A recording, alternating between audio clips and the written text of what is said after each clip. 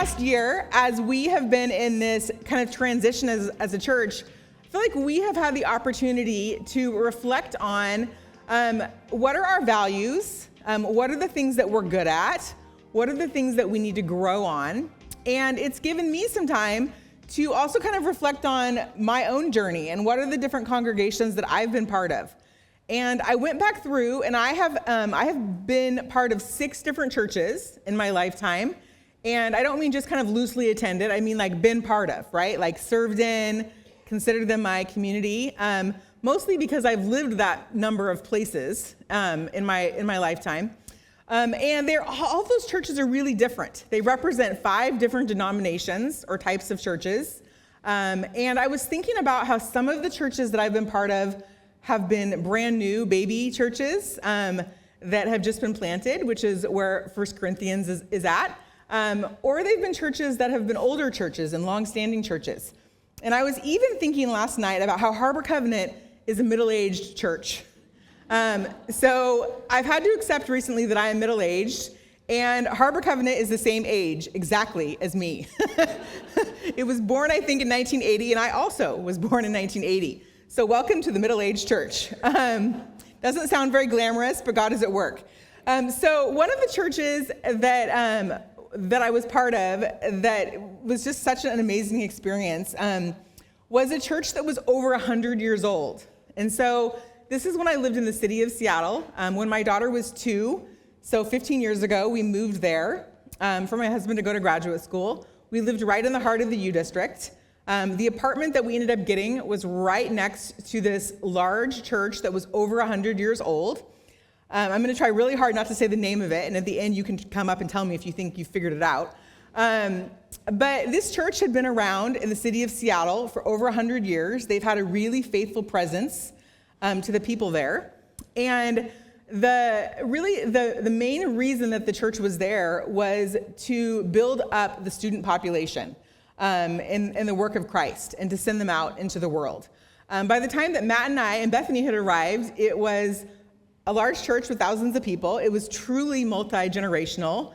It had people from all different walks of life, including a large number of homeless people who lived in the neighborhood who would come around for various things. It was quite the experience. And so we lived across the street from there.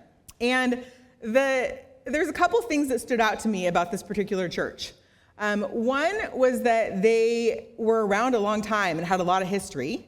And the other was that they did a really good job serving groups of people that couldn't give back to them.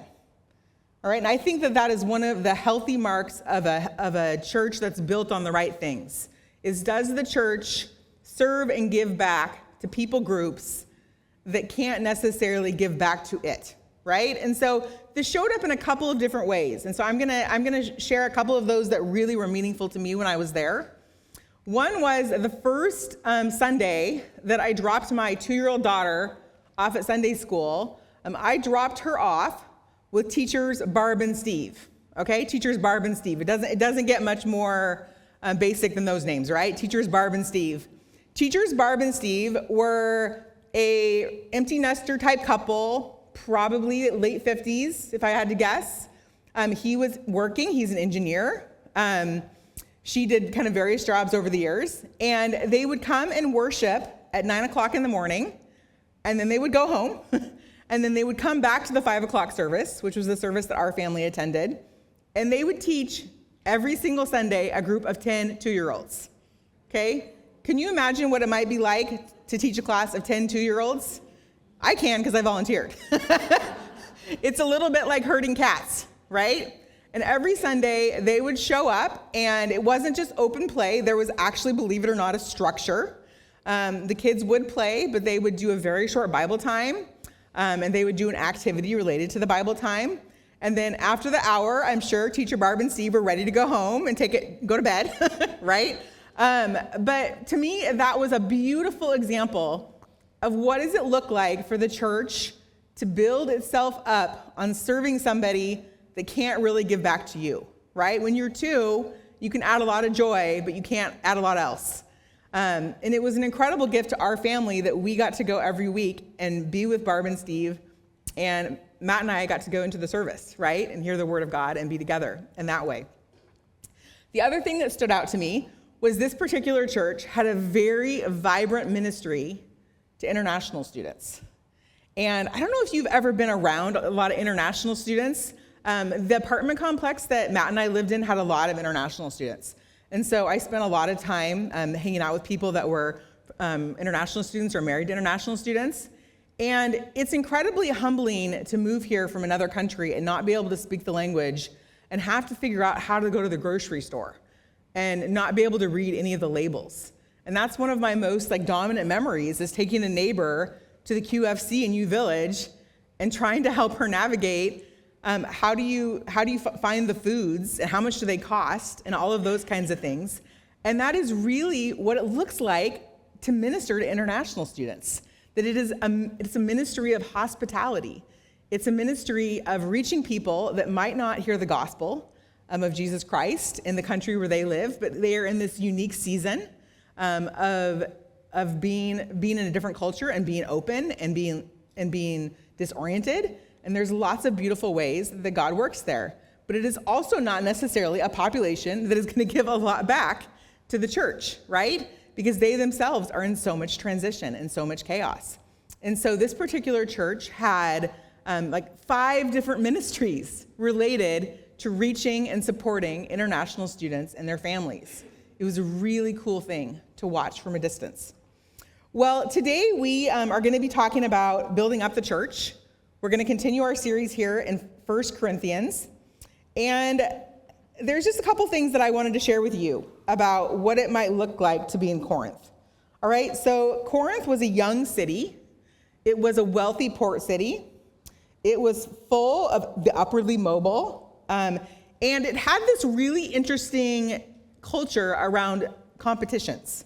Okay, so the town had lots of competitions that might maybe a little like that, like the Olympics or sports, but they also had this unique thing going on where they did speaking competitions.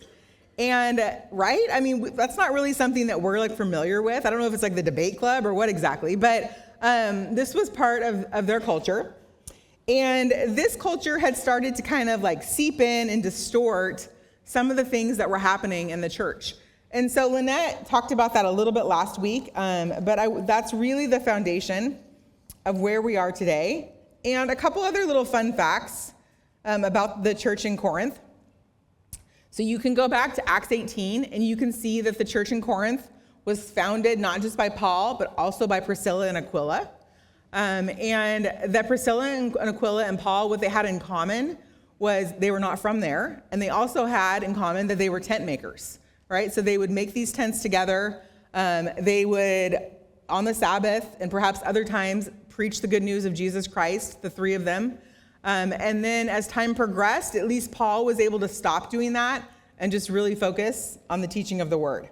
So he talks a little bit about that. There in Acts, it talks about that, and also in Corinth, or in 1 Corinthians. And this was about 18 months. Okay, so he had invested 18 months of his life to really pour into the people there. Well, I was reading a book recently that was actually about women in ministry. It's a new book by Preston Sprinkle. Highly recommend it. And it was in the book. It was talking about how the world that we live in now, in terms of how churches function with leadership, is not the same in the ancient world of how churches functioned. They were largely house churches. And so I'm going to set the stage a little bit here so you can understand today, as we talk about building the church and leadership, what that might have looked like. All right, so Paul came in, right? He came into the city of Corinth. He and Priscilla and Aquila preached the gospel. They started to build up the church. People became Christians. They started to develop leaders. And it's important for us to know that the people who, when you came to church, you didn't come to church like here, right? Coming to church was going to somebody's house, right? They were house churches. And they were largely, they would have been large houses, right? With lots of people there, lots of room. And the people that were considered the leaders in the church would have been the people that owned those houses. So oftentimes the leaders would have been people that had leadership capabilities, right? Because they'd accumulated enough wealth to have that house.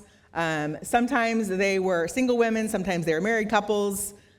Lots of options there, right? So Paul comes, he plants the church, he's there for 18 months, then he leaves. And at this point, there's other people that are coming in and influencing the church. So that's the context. Okay, so we've been in the last, I think, was it the fourth week, I think, or the third week of our series? And we've covered a lot of things.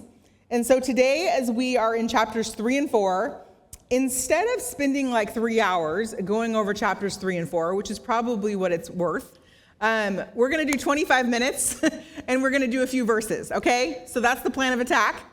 And here are the three things that Paul is addressing in these two kind of meaty chapters. I'm going to name them for you guys, and then we're going to really focus on a couple of them.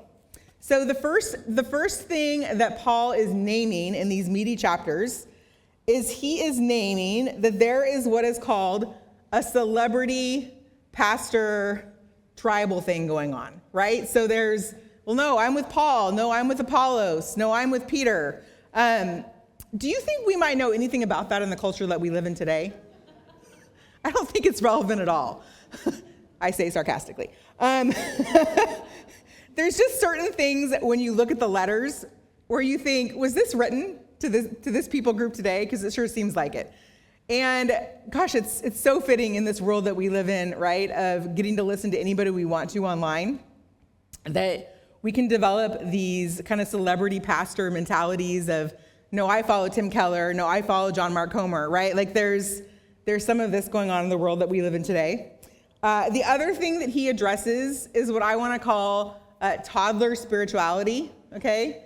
Of not even, maybe even infant or baby spirituality, not even being able to eat the solid food. And then the last thing that he addresses, and this is really the emphasis today that I'm going to talk about, is what are the building blocks of a church that endures? Okay, what are the building blocks of a church that endures? So Paul uses so many metaphors, as is normal for him.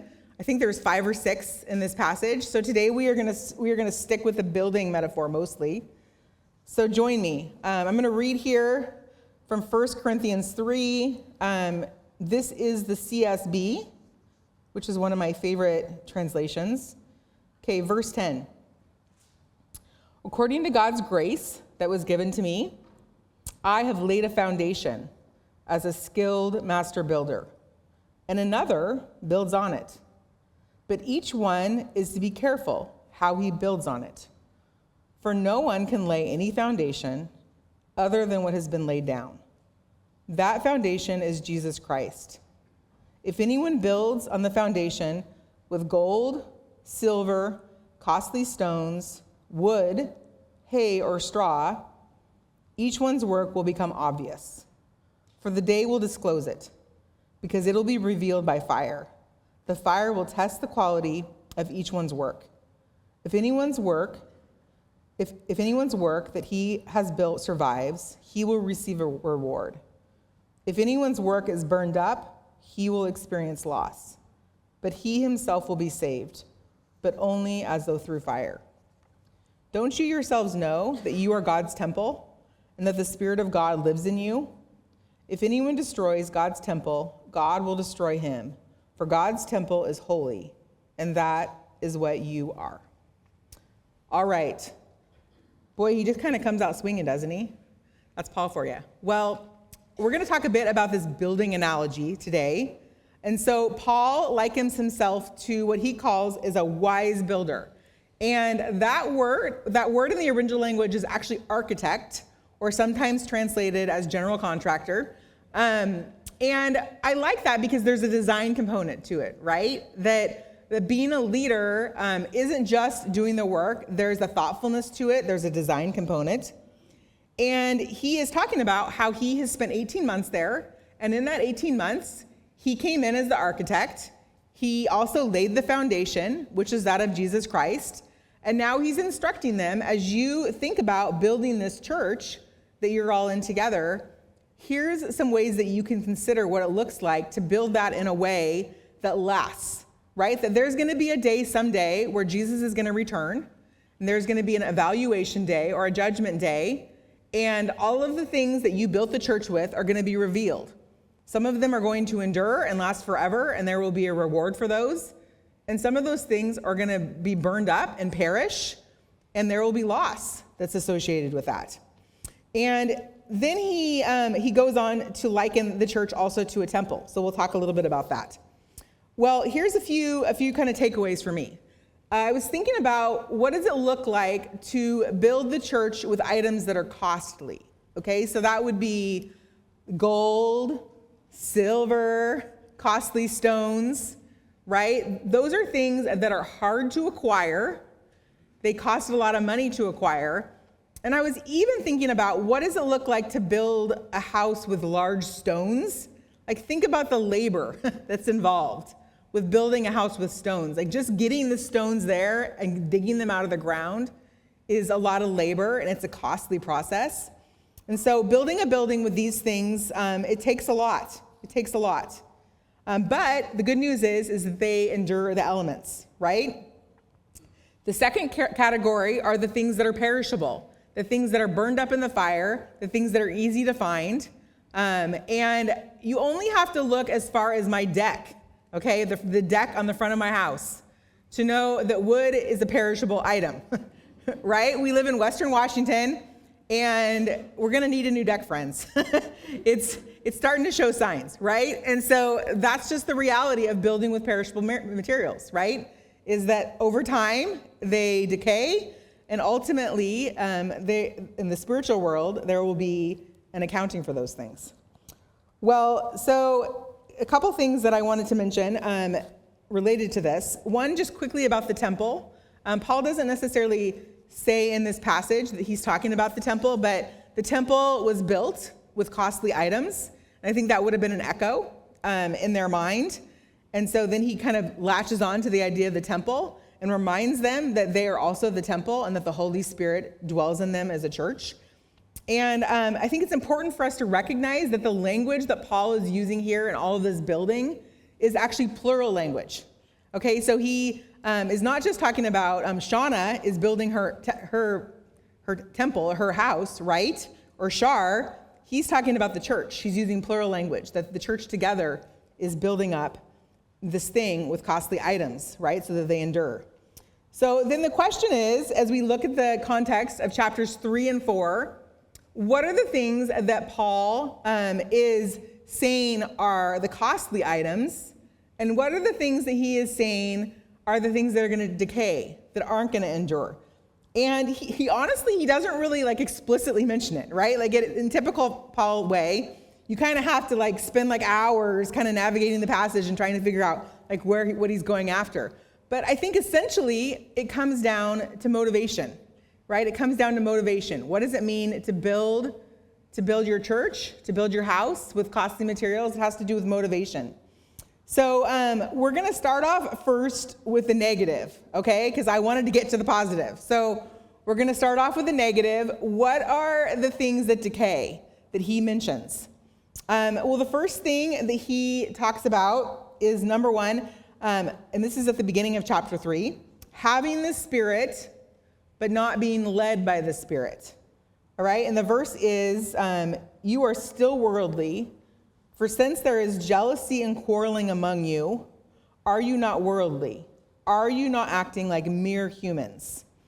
And so this is that celebrity pastor mentality, right, that we were talking about earlier. That they are aligning themselves with different people and saying, no, I'm following Apollos, no, I'm following Paul, and they're quarreling, and it's pointing to the fact that they do have the Spirit, that they are Christians, so they do have the Spirit, but they are acting like they do not have the Spirit, right? If somebody were to look at them from the outside, they would say, you think you have the Spirit? Well, you're sure not acting like it. You're acting like mere humans. And that's a pretty big deal, right? Because they think that they're wise and they think they have it all together. Which brings me to the second point of what does it look like to build in a way that decays, that he talks about, and it is a culture of pride. All right, if you're building with a culture of pride, your church is going to decay. And Paul addresses this over and over again in 3 and 4. And so this is, I don't know if you've picked up on this around here, but we have a bit of a culture of sarcasm in our pastoral staff team. And I think that I'm probably the least sarcastic, if I were to be honest. But the funny thing is that Paul uses sarcasm in this letter, okay? So he also is a bit sarcastic, so I guess we come by it biblically. And this is what Paul has to say about the Corinthians and their culture of pride. So chapter 4, verse 3. Already you have all you want. Already you have become rich. You have begun to reign, and without us. How I wish that you really had begun to reign so that we also might reign with you. All right, so what he's addressing here is not that they're rich. It's not that they're reigning. It's that they think they are, right? That they have this really puffed up view of themselves and who they are. They feel like they have spiritually arrived. And I was thinking about just this term puffed up. It's something that it's used several times in the New Testament. And it literally, if you look at the original language, it talks about being puffed up, like inflating something. And I was thinking about how the last few weeks, my 12-year-old son has had this little game that he likes to do with his friends. And I'm happy to buy him as many latex balloons as he wants off of Amazon because it means he's not doing Roblox on his screen. So he has the neighborhood boys over, and he finds these balloons in the craft area, and I'm still buying them for him. And they run out there and they put them on the hose, and they have a game where one of them watches the balloon and the other one goes to the house and turns on the hose, and they like scream back and forth about how close is the balloon to popping, right? And so little more, oh, stop, right? And so you can hear it from inside the house. And then eventually, there's like a moment of truth where they've missed the mark a little bit, and you hear bam, and then you hear the 12-year-old boys, so, and there's little bits of balloon everywhere. It's a lot of fun. I think this is going to be, a lot of fun for $20 worth of balloons this summer. But this is a little bit of what Paul is talking about, right? That this being puffed up, that you're getting bigger and bigger and bigger with your pride, right? It's up. Oh, I'm amazing. Oh, we're amazing. We're doing such a good job. We're such an amazing church. More. But the reality is that the balloon is fragile, right? That there isn't substance to it. And the bigger and bigger the pride gets, eventually there is a breaking point, and it collapses. And that is what Paul is warning them about, that as their pride gets bigger and bigger, eventually there is a collapse that is on the horizon for this mentality. All right, well, we're going to get to switch to the fun stuff, which is what are the costly items that he is encouraging us to build with. And there's a couple things here. One is related to the celebrity culture that he's referring to. And he gives them this metaphor. He talks about wise builders see themselves as servants, not celebrities, okay, as servants and not celebrities. And this is the metaphor that he gives them from chapter 4, verse 1. This then is how you ought to regard us, as servants of Christ and as those entrusted with the mysteries God has revealed. Now it is required that those who have been given a trust must prove faithful. And so the word here for servant is actually the word steward. Okay, steward is not something that we talk a lot about in this day and age, but it does to me feel different than the word servant. The definition is a steward would be a trusted manager of a household or estate who oversees the owner's property, finances, and resources.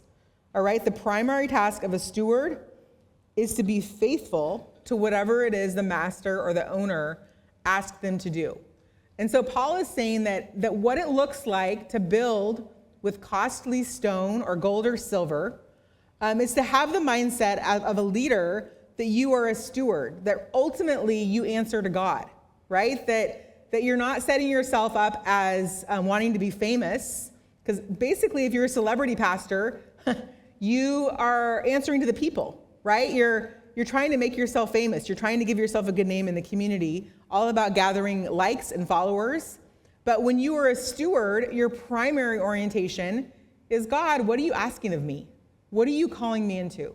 right? And so this is the mentality that we have at Harbor Covenant. I love that about Harbor Covenant. And I'm just going to encourage us that as we receive a new pastor, that his job is to be an audience of one with God, right? Like he is accountable to the congregation, but ultimately Brandon is accountable to God, right? It is his job to listen to the Holy Spirit and to lead us in the direction that God is calling us into. And we get to celebrate that, and we get to submit to whatever that is that God is leading us into. So it's all about faithfulness, and it's not about fame, right? That's the metric. Faithfulness and not fame. The second thing that I'm going to it's several things, but I'm going to kind of lump them together for the sake of time here, is that wise builders lead with sacrifice, they lead with humility, they lead with maturity, and they lead with the heart of a parent. All right, so there's this chunk here at the end of chapter 4 where Paul contrasts, he uses the sarcasm to talk about how wise they think they are and how they're kings and reigning. And then he basically goes on to say, no, actually you're paupers, and I want you to imitate me. Here are the things that I am doing, and not in a way that is inflating himself or being puffed up, but in a way that encourages them to have a role model of somebody that they can live like. And he uses the word we, which makes me think that perhaps he's also speaking about Priscilla and Aquila or some of the other leaders. So the first thing that he says is in verse 12, we work hard with our own hands. All right, so I think he's talking about being a tent maker, right? That they are working hard with their own hands, and that would have been actually a low place of status amongst the Corinthians who were educated. They would have probably looked down upon that. But he is saying to them that we lived in a way of great sacrifice, that as we came to you and built your church, that we were willing to do things that were sacrificial for us, of working with our hands, of being bivocational for the sake of you hearing the gospel. Then he goes on and he says in verses 12 and 13, when we are cursed, we bless. When we are persecuted, we endure it. When we are slandered, we answer kindly. And doesn't that just have an echo of the Sermon on the Mount? When I read that, I thought, oh man, I think we're going to get to do some Sermon on the Mount later in the year. And this is the Paul application, right, to the Sermon on the Mount. Can we imagine in this day and age living like this? When we are cursed, we bless. When we are persecuted, we endure it. When we are slandered, we answer kindly. I want you to think about sometime recently that somebody said something that hurt your feelings or that irritated you. Did you answer kindly? Because that's what Paul is calling us to imitate. And then he goes on and he talks a little bit about what it means to be a father.